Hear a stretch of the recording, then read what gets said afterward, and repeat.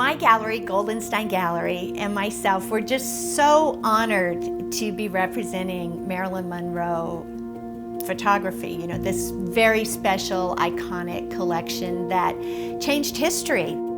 The collection that we have here was really a photo shoot known as the Red Velvet photo shoot that was done in 1949. And this photo shoot really was responsible for launching Marilyn from a status of aspiring actress to superstar. In this particular collection, we have the original film positives and negatives that were produced from the photos that were taken by Tom Kelly in 1949 and were used to produce all of the Golden Dreams calendars throughout the 1950s and 1960s. I know that the models that Tom Kelly and his wife worked with were always treated with the utmost respect. They were the ones that were consenting and wanting to do this. There wasn't the kind of pressure that starlets of that era were feeling. And so on May 27, 1949, a Friday, Marilyn found herself writhing around on a red theater drape as Tom Kelly took 24 different poses from a 10-foot ladder, photographing her in the nude. At that time, Marilyn was a relatively unknown actress. She had only had some small parts in a few movies to that point.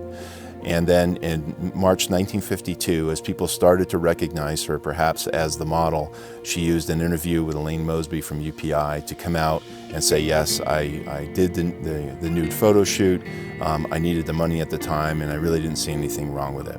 As a result of that, there was national forgiveness of Marilyn. Everybody appreciated the situation she was in, and the calendar went on to sell over 9 million copies in the 50s and 60s. I think it's so profound when we look back at what happened around this time in the consciousness of America regarding women and sexuality and nudity, and the shift for women in general, with Marilyn coming out and saying, this is me, this is who I am.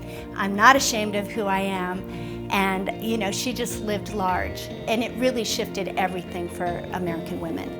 Eventually, a young man by the name of Hugh Hefner approached Baumgarth in December 1953 and wanted the rights to use the image as the first Sweetheart of the Month to launch the first edition of Playboy magazine. And the first edition sold 54,000 copies, and he made enough money on that to continue with the second edition and eventually launch his Playboy empire. And it's just absolutely amazing that these images are still here, these actual films that were used to create the large format pinup calendars. To think that they're still around, and largely now that's because of Al Babbitt. I've been privileged to own this collection for the last 10 years, and I'm very excited. We're looking to pass the baton on to someone else so that they can also enjoy the collection. And I'm very excited to see who's going to be the next owner of the Marilyn Monroe Golden Dreams pieces. And I'm really excited to work with that person to make their dreams come true too.